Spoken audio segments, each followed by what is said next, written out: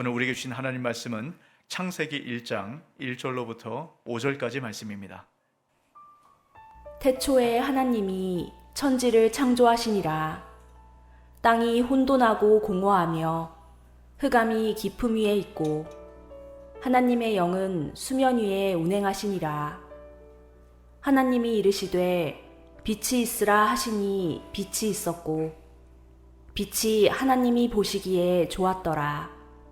하나님이 빛과 어둠을 나누사 하나님이 빛을 낮이라 부르시고 어둠을 밤이라 부르시니라. 저녁이 되고 아침이 되니 이는 첫째 날이니라. 아멘. 아멘. 우리 앞뒤로 인사하겠습니다. 이렇게 인사할까요? 새해 복 많이 받으세요. 네, 우리가 2024년 첫 시간을 주님 앞에 올려드립니다. 여러분 2024년 여러분 기도하고 계획했던 것보다 더 넘치는 하나님의 복이 여러분과 함께 하시길 주 이름으로 축복합니다. 새해 복 많이 받으십시오. 자, 우리가 이제 2024년 이제 첫 번째 예배를 드리고 있습니다. 이제 첫 시작이에요. 이런 처음, 시작 이런 단어를 들었을 때 어떤 마음이 드세요? 막 설레기도 하시고 기대가 되기도 하시고 막 희망이 넘치는 그런 마음이 들지 않습니까? 근데 또 한편으로는 좀 두려운 마음도 드는 것 같아요. 야, 2024년 어떤 게 있을까? 또 염려하는 마음도 우리가 있을 수 있어요. 그러니까 이 시작이라는 말은 이렇게 양가 감정이 우리에게 주어지게 되는 것 같습니다. 여러분, 우리가 2024년을 두려움을 떨쳐내고 하나님 주신 그 은혜를 기대하며 희망찬 이 발걸음을 떼기 위해서 여러분 꼭 기억하셔야 되는 게 있습니다. 여러분, 끄트머리라는 말을 여러분 많이 들어보셨을 거예요. 이 끄트머리라는 말은 끝과 머리라는 말이 함께 붙어서 만들어진 말입니다. 여러분, 이 말에는 이런 의미가 있다 그래요. 끝에 서서 시작을 바라보고 또 시작에서 끝을 바라본다 라는 의미가 있다라고 얘기를 합니다. 저는 이 의미가 참 성경적이다라는 생각이 들어요. 여러분, 이 세상의 역사가 처음 시작된 것, 창조된 이 이야기가 창세기 말씀으로 기록되어 있지 않습니까? 또 이 세상이 마칠 때 하나님께서 이 세상을 새 창조하셔서 하나님 나라로 세우시는 그 마침, 그것이 요한계시록을 통해서 기록이 됩니다. 그러니까 이 세상의 역사는 창조로 시작돼서 창조로 맞춰지게 됩니다. 그러니까 이 처음과 마지막이 같이 연결이 돼 있다는 거예요. 그래서 우리가 이 끝을 잘 가기 위해서는 시작을 잘 알아야 됩니다. 그런 의미에서 우리가 오늘 2024년 첫 시간을 창세기 말씀으로 시작하는 것은 참 큰 은혜가 있고 의미가 있다라는 생각이 듭니다. 여러분, 이 창세기에 담겨진 이 은혜를 바라보시면서 2024년 여러분 기대하시길 주의 이름으로 축복합니다. 자, 이제 창세기 처음 시작을 함께 보게 되는데요. 그럼 창세기는 처음 시작 어떤 말씀으로 시작하죠? 태초에 하나님이 천지를 창조하시니라. 여러분, 이 말씀 우리가 다 알고 있는 얘기 아닙니까? 이 세상의 시작이 어떻게 되는가? 여러분, 그것으로부터 시작되는데요. 이 말씀 안에는 이 세상의 끝이 함께 포함이 되어 있습니다. 그러니까 아주 짧은 한 구절이지만 성경 전체를 아우르고 있는 가장 근본적이고 핵심적인 이 말씀이 창세기 1장 1절이에요. 여러분, 이 말씀 안에 담겨진 의미를 여러분 잘 발견하시기 바랍니다. 네, 여러분, 특별히 우리가 창세기 말씀을 볼 때 우리가 간혹 오해할 때가 있어요. 여러분, 놓치지 마셔야 될 게 있는데, 우리가 창세기 말씀을 볼 때 이 말씀은 이 세상의 시작에 대한 말씀으로 기록이 되어 있습니다. 근데 중요한 것은 이 세상의 시작에 대한 과학적 설명을 위해서 창세기가 기록된 것이 아닙니다. 창세기는 이 창조에 담겨져 있는 하나님의 마음과 하나님의 뜻을 전하기 위해서 기록이 됐다는 거예요. 여러분, 이것을 잘 생각하고 창세기를 보셔야 됩니다. 근데 우리가 많은 경우에 이 비본질 때문에 본질을 놓쳐요. 우리 창세기를 볼 때 여러분 어떤 생각을 많이 합니까? 보통 이제 창조하면 젊은 지구론, 오랜 지구론, 여러분 이것 갖고 이제 뭐 이 세상 사람들과 창조 과학회 사람들과 막 논쟁을 합니다. 이 세상에서는 이 지구의 나이가 46억 년 됐다, 뭐 이렇게 얘기하고요. 이제 젊은 지구론을 주장하는 사람들은 6천 년 됐다, 뭐 이런 이야기를 합니다. 근데 여러분, 이것을 우리가 생각하고 어떻게 되는가 알아보는 것 중요합니다. 성경의 진정성을 위해서 이것을 함께 고민하는 것이니까요. 하지만 이것은 본질이 아닙니다. 비본질이에요. 성경의 본질, 성경에서 창세기를 통해서 말씀하는 핵심은 여러분, 그런 과학적인 그 얘기를 하려는 것이 아니라 창조에 담겨져 있는 하나님의 마음과 뜻이 무엇인가, 그걸 알려주고 싶은 책이 창세기입니다. 여러분, 창세기를 볼 때는 절대로 그거를 놓쳐서는 안 됩니다. 그러면 창조에 담겨져 있는 하나님의 마음과 뜻이 무엇인가, 오늘 말씀을 통해서 제가 그것을 알려드리려고 하는데요. 여러분, 하나님께서 이 세상을 창조하셨습니다. 며칠 동안 창조하셨죠? 6일 동안 창조하셨죠. 여러분, 첫째 날은 뭘 창조하셨습니까?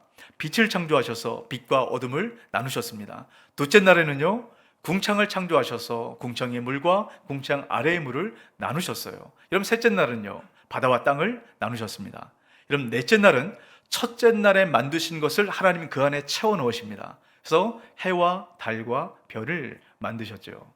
여러분, 다섯째 날은요, 둘째 날에 만드신 그곳에 채워 넣으셨어요.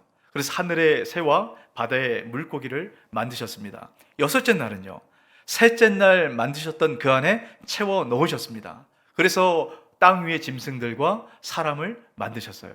이렇게 하나님께서 만드신 이 창조는 참 질서와 조화가 이루어져 있습니다. 자, 여러분, 제가 질문 한 가지 해볼까요? 하나님께서 만드신 이 세상을 창조하셨을 때 가장 첫 번째로 하나님 하신 일이 뭘까요?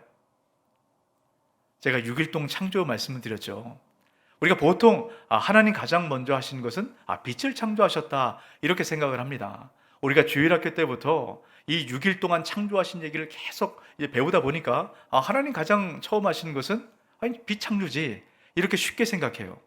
그러다 보니 정말 중요한 거를 우리가 잘 놓쳐요. 여러분, 하나님께서 이 세상을 창조하실 때 가장 처음 뭘 하셨는가? 여러분, 가장 중요합니다. 자, 그것이 2절 말씀인데요. 우리 2절 말씀 같이 한번 있습니다. 땅이 혼돈하고 공허하며 흑암이 깊음 위에 있고 하나님의 영은 수면 위에 운행하시니라. 여러분, 이 세상이 창조될 때의 상태가 지금 뭐라고 얘기합니까? 땅이 혼돈하고 공허하고 흑암이 가득해 있다라고 얘기합니다. 그 세상 위에 하나님께서 뭘 하셨다고요? 운행하셨다라고 얘기합니다. 여러분, 운행하셨다라는 말은 성경이 기록된 그 원어로 히브리어인데요, 그 원어로 보면 라프라는 말을 사용을 해요. 이 라프라는 말에 담겨져 있는 아주 놀라운 의미가 있어요. 여러분, 이것은 창조와 함께 하나님께서 이 창조의 끝, 새 창조와 이 세상을 어떻게 다스려가는가, 그 모든 의미가 함축되어 있는 말이 라프입니다. 여러분, 이 라프의 의미를 잘 기억하시고 여러분, 이것을 평생의 삶 가운데 마음에 새기셔야 됩니다. 제가 이 라프 말 가운데 담겨져 있는 두 가지 의미를 이런 말씀을 드릴 텐데요. 이런 첫 번째 의미는 뭐냐면 어미새가 알을 품고 돌리다, 이런 의미가 있어요. 뭐라고요? 어미새가 알을 품고 돌린다, 이런 의미가 있습니다. 여러분, 여기에 담겨진 의미가 있어요. 여러분, 이 닭이 알을 낳고 이제 병아리가 부화하기까지 필요한 세 가지 요건이 있다라고 얘기를 합니다. 첫 번째는 뭐냐면 적당한 온도가 필요하대요. 한 38도 정도 되는 온도가 알 전체에 가해져야 된다라고 얘기합니다. 그리고 습도가 64% 정도의 습도가 필요하고요. 적당한 운동이 알에 있어야 된대요. 그래야만 아주 건강한 이제 그런 알로 태어난다라고 이야기를 합니다. 근데 이 중에 한 가지라도 어긋나면 적당한 알이, 건강한 알이 병아리로 태어나지 못한다라는 거예요. 그래서 이 닭이 건강한 병아리가 태어날 수 있도록 알을 품고요, 알을 돌린대요. 그래서 양기업을 하시는 분들의 이야기를 들어보거나 자료를 보면 그런 얘기가 있습니다. 알을 두 가지 방향으로 돌린답니다. 이 수평 방향으로 이렇게 좌우로 돌려지게 되고요, 또 한 방향은 위아래로 수직 방향으로 이렇게 돌린대요. 이 두 방향으로 돌리면서 알 전체에 따뜻한 체온과 습도와 또 운동이 적당히 이루어질 수 있도록 여러분 그렇게 한다는 거예요. 여러분, 이렇게 알을 품는 것을 며칠 하는지 아십니까? 일부 때는 아주 크게 잘 아시는 분이 있더라고요. 21일 동안 알을 품는데요. 21일 동안 알을 품는 동안에 어미닭은 거의 그 자리에서 꼼짝을 안 한다는 겁니다. 이 말이 뭘까요? 목숨을 걸고 알을 부화시킨다는 거예요. 어떻게 보면 이 병아리는, 새로운 생명은 어미닭의 그 생명을 건 사랑 때문에 새로운 생명이 탄생하는 겁니다. 여러분, 하나님께서 이 세상을 그렇게 창조하셨대요. 저와 여러분을 그렇게 창조하셨대요. 여러분, 이 말씀이 감동이 되십니까? 별로 안 놀라시는 것 같아요. 여기 얼마나 감동적입니까? 하나님께서 우리를 품으셔서 이렇게 사랑으로 우리를 태어나게 하셨다. 여러분, 이 상상만 해도 너무너무 감동적이고 놀랍지 않습니까? 근데 여러분, 우린 뭐 적당히 한 요 정도 감동이 되는 것 같아요. 그런데 이 말을 처음 듣는 이스라엘 백성들은 그 감동이 끝이 없습니다. 여러분, 처음 이 창세기 말씀을 듣는 이스라엘 백성들 누군지 아십니까? 430년 동안 노예 생활했던 사람이에요. 40년 광야 생활을 통과하고 있는 그 백성들에게 이 말씀이 주어진 겁니다. 여러분, 430년 동안 노예로 살던 이스라엘 백성들 어떤 생각했을까요? 한 번이라도 자기 가치를 생각해 본 적이 없을 겁니다. 늘 노예로 살아가요. 늘 착취당하고 늘 빼앗깁니다. 자기 삶에 의미가 없습니다. 한 번도 사랑이란 말을 들어본 적이 없는 사람들이에요. 그 사람들이 오늘 이 말씀을 들을 때 어떤 마음이 들까요? 하나님께서 너를 사랑으로 창조하셨다. 얼마나 가치 있고 얼마나 존귀하고 얼마나 대단한 존재로 너희를 창조했는지 아느냐. 그 말이 들려지는 겁니다.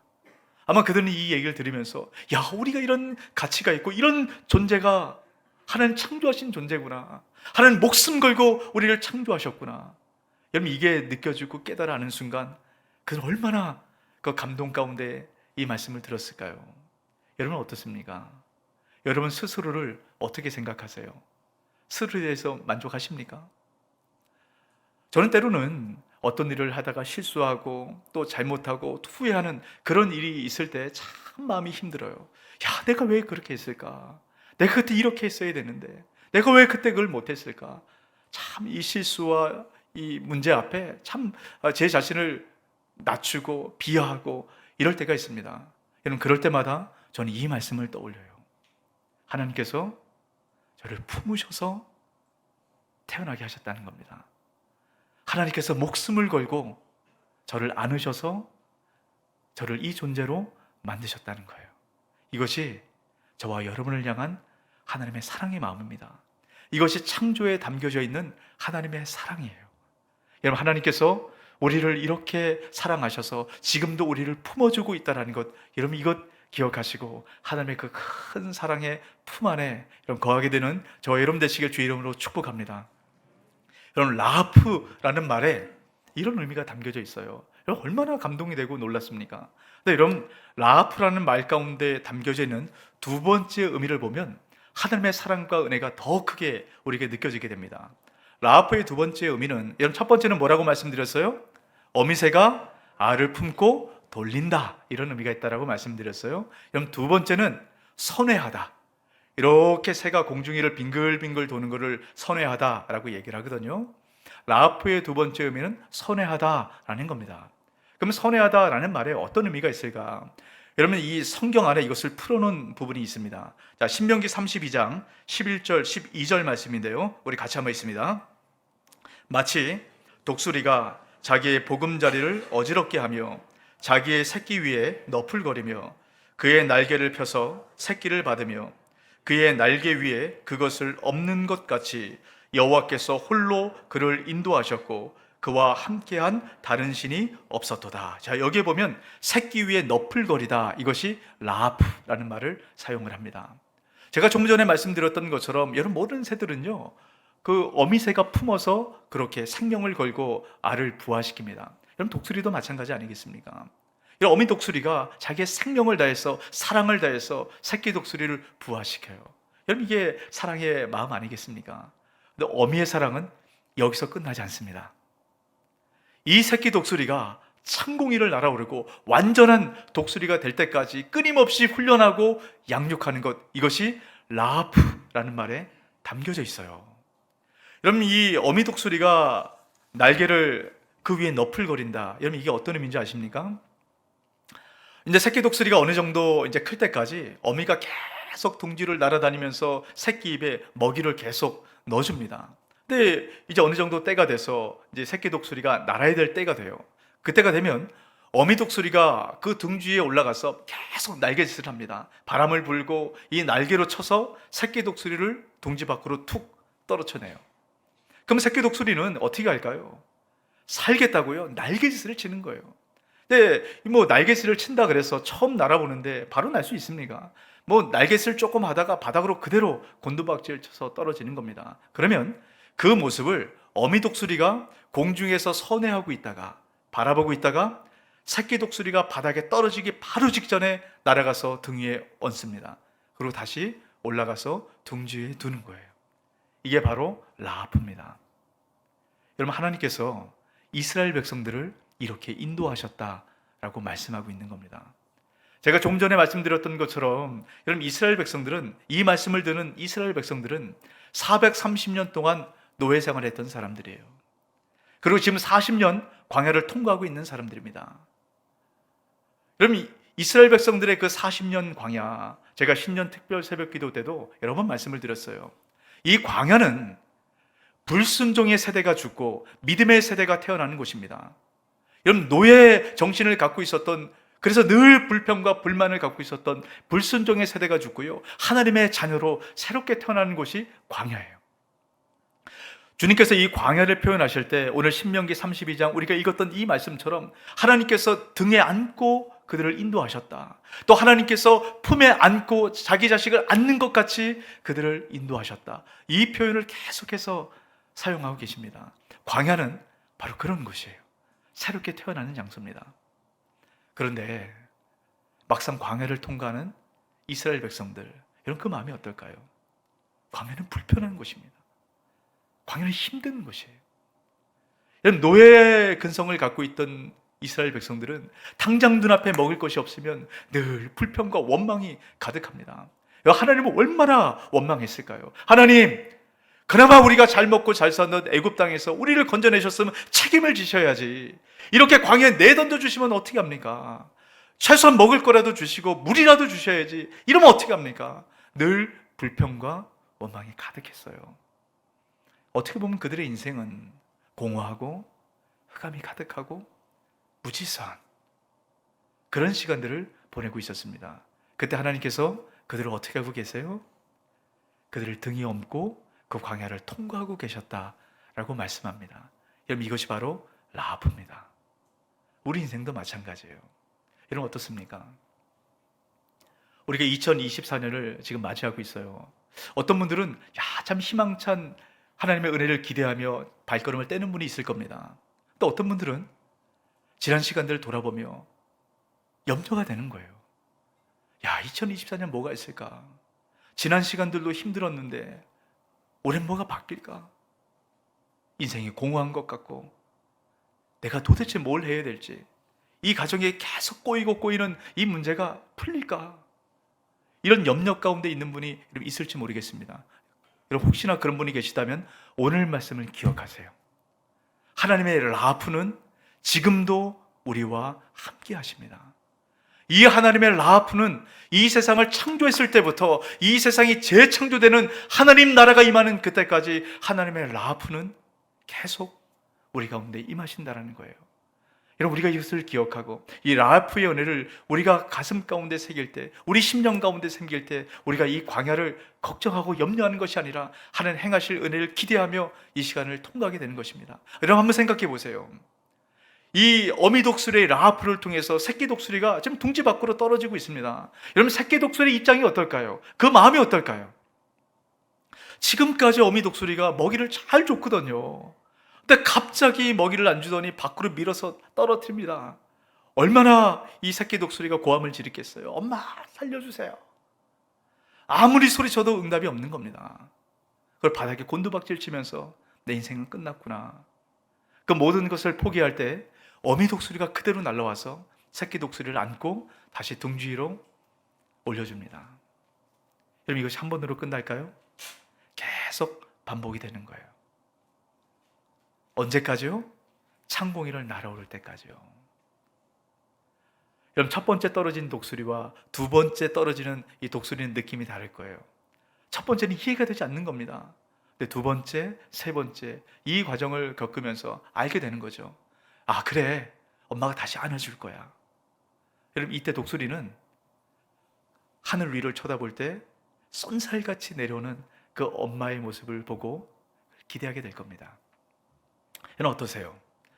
우리가 삶을 살아가다 보면 우리 모든 인생이 다 땅에 떨어지는 것 같은 낙심의 순간이 있습니다. 여러분 기대하십시오.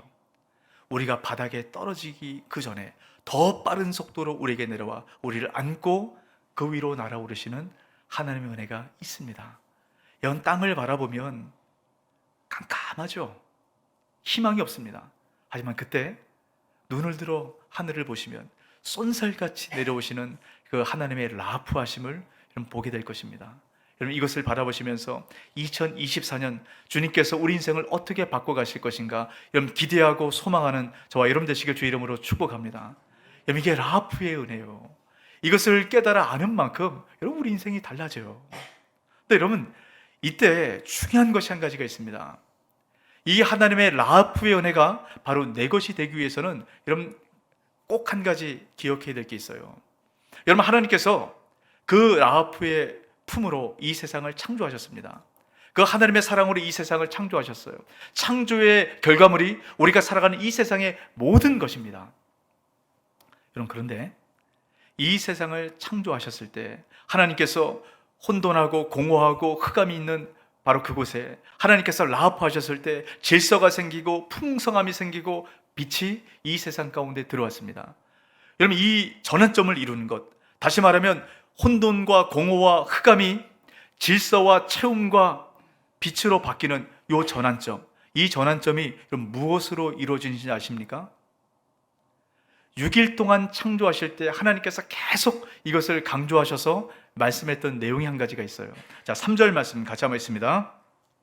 하나님이 이르시되 빛이 있으라 하시니 빛이 있었고, 하나님이 이르시되, 하나님이 말씀하시는 순간 그것이 우리 삶 가운데 실제가 되는 거예요. 하나님이 지금도 우리 삶 가운데 이 세상 가운데 라합하고 계십니다. 근데 그것이 우리 삶 가운데 실제가 되기 위해서는 하나님 말씀이 우리 가운데 들려져야 돼요. 그러면 그것이 실제가 됩니다. 하나님께서 이 세상을 창조하실 때 말씀하셨던 창조의 언어, 여러분 그것은 사랑의 언어입니다. 하나님께서 목숨을 걸고 사랑하셨던 바로 그 사랑이에요. 이 세상의 모든 피조물은 하나님께서 그렇게 창조하셨기 때문에, 사랑의 언어로 창조하셨기 때문에 사랑의 언어가 들어가기 시작할 때 그것은 성장하고 자라게 됩니다. 근데 여러분 그거 아십니까? 그렇게 창조된 이 세상이 지금 문제가 생겼어요. 왜 그렇습니까? 사람의 범죄 때문입니다. 타락 때문이에요. 여러분 이 세상이 타락될 때 가장 첫 번째로 타락되었던 것이 언어의 타락입니다. 자, 여러분 하나님께서 아담을 만드셨어요. 그리고 또 하와를 아담에게 보내시면서 아담의 배필로 주셨죠. 그때 아담이 하와를 보면서 이렇게 고백을 합니다. 창세기 2장 23절 우리 같이 한번 읽어볼까요? 아담이 이르되 이는 내 뼈 중에 뼈요 살 중에 살이라. 이것을 남자에게서 취하였은즉 여자라 부르리라 하시니라. 아멘. 여러분 우리 모든 남편들은 아내를 바라보시면서 이 고백이 여러분의 고백이 되시길 축복합니다. 일단 남편분이 아멘 하시거나 아니면 아내들이 아멘 해야 되는데 늘 이런 얘기 듣고 사시나요? 네, 다 그러신가 봐요. 자, 여러분 우리 안에 정말 그 가정을 이루고 또 자녀가 태어났을 때 이런 고백하지 않습니까? 너는 내 뼈 중에 뼈, 살 중에 살이라. 여러분 그 사랑을 다해서 그렇게 사랑의 마음을 나눕니다. 그런데 이 세상 가운데 타락이 들어왔을 때 어떤 문제가 생기는지 아십니까? 이렇게 다음 없는 사랑을 다해서 고백했던 이 고백이 이렇게 바뀌어요. 창세기 3장 12절입니다. 같이 한번 있습니다. 아담이 이르되 하나님이 주셔서 나와 함께 있게 하신 여자 그가 그 나무의 열매를 주므로 내가 먹었나이다. 사랑의 언어가 불평과 원망의 말로 바뀌어버렸습니다. 그러면서 이 세상에 다툼이 들어왔어요. 여러분 사랑의 언어, 이 사랑의 언어가 계속 들려질 때까지는 이 세상엔 전혀 문제가 없었습니다. 서로 끔찍한 사랑으로 서로 사랑했어요. 사랑의 언어가 끊어지고 불평과 원망의 말이 들어오는 순간 이 세상에 다툼이 나타나기 시작했다라는 거예요. 제가 얼마 전에 이 정치인의 이야기를 들었는데 참 공감이 됐던 여러분 그런 이야기가 있습니다. 윤여준 전 장관의 인터뷰했던 내용인데요. 요즘 정치권에 뭐 여러 이 끔찍한 사건들이 많이 생기지 않습니까? 그걸 보면서 그런 얘기를 해요. 이 시대가 광기의 시대다라고 얘기합니다. 정말 그런 것 같아요. 이 시대가 지금 미쳐 돌아가는 그런 시대의 모습을 여러분 우리가 다 보고 있지 않습니까? 왜 이런 문제가 생기는가? 그분이 그런 얘기를 하더라고요. 언어의 문제 때문이다. 말 때문이라는 거예요. 그래서 정치인들에 대해서 이런 얘기를 합니다. 요즘 정치인들의 얘기를 들어보면 너무 폭력적이고 품격 없는 그런 언어를 사용한다라고 이야기를 합니다. 여러분, 그런 언어를 듣는 이 국민들은 결국 그 언어 때문에 결국 폭력적이 되고 과격한 그런 행동을 하게 된다는 거예요. 말에는 창조성이 있지 않습니까? 그러니까 이 정치인들을 보면 어떻게 그런 난폭한 말을 사용하고 그런 과격한 말을 사용하는가, 그것을 연구해서 사용하는 사람들처럼 그렇게 말을 사용한다라고 얘기를 합니다. 여러분, 우리 안에는 죄성이 있습니다.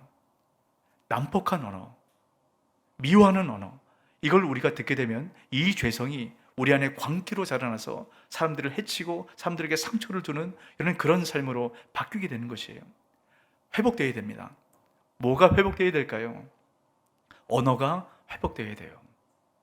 잃어버렸던 사랑의 언어를 다시금 회복되어야 됩니다. 그래야만 하나님 창조하셨을 때 우리에게 말씀하셨던 그 라합의 풍성한 은혜가 우리 가운데 들어오게 되는 것이에요. 어떻게 잃어버렸던 사랑의 언어를 회복할 수 있을까? 자, 여러분 마태복음 12장 34절에서 35절입니다. 같이 한번 읽습니다. 독사의 자식들아, 너희는 악하니 어떻게 선한 말을 할 수 있느냐? 이는 마음에 가득한 것을 입으로 말함이라. 선한 사람은 그 쌓은 선에서 선한 것을 내고 악한 사람은 그 쌓은 악에서 악한 것을 내느리라. 우리가 이 말은 어디서 나온다라고 얘기합니까? 우리 마음에서 나온다는 거예요. 우리 마음이 바뀌지 않으면 말이 바뀔 수가 없습니다. 우리가 사랑의 언어를 회복해야 되는데 그것은 우리 마음을 회복할 때 가능합니다. 여러분, 우리 마음을 어떻게 회복할 수 있을까요? 그것이 바로 말씀 묵상이에요. 여러분, 제가 송구 영신 예배 때 그런 말씀 드렸지 않습니까? 말씀을 묵상한다는 것은 그 말씀이 우리 마음판 가운데 새겨지는 겁니다. 우리 안에 불평과 원망이 사라지게 되고 하나님의 사랑과 은혜가 그 마음판 가운데 새겨지는 것, 이것이 묵상입니다. 여러분, 그래서 묵상을 강조하는 거예요. 여러분, 우리가 묵상할 때 주님께서 우리 인생을 어떻게 바꿔 가시는가, 여러분 2024년 좀 기대해 보시고 이 말씀 묵상의 풍성한 은혜를 여러분 경험해 보셨으면 좋겠습니다. 오늘 말씀처럼 우리가 하나님 말씀을 묵상하며 나아갈 때, 사랑의 언어가 회복될 때 그 라하프 하시는 은혜가 우리 삶 가운데 실제가 되는 것, 이걸 경험해 보세요. 여러분, 이것을 위해서 여러분 도와드리기 위해서 여러분 이 가족의 시간을 하도록 여러분 말씀을 드리는 겁니다. 여러분, 가족의 시간, 이걸 보시면 작년과 다르게 한 가지 추가해 놓은 게 있어요. 묵상 나눔입니다. 여러분, 이 가족의 시간을 하면서 이 안에 묵상을 충분히 나누시고 이 말씀이 여러분 심령 가운데 심겨지고 자녀들 가운데 심겨지게 해주세요. 그럴 때 그 인생이 하나님 말씀으로 마음판 가운데 새겨졌을 때 주님께서 라하프 하시는 은혜를 평생의 삶 가운데 맛보아 누릴 수 있도록 여러분 그 자녀들과 함께 여러분 귀한 믿음의 가정을 세워가는 저와 여러분 되시길 주의 이름으로 축복합니다. 아멘. 이 말씀을 기억하시고 우리 함께 찬양하고 좀 기도했으면 좋겠어요.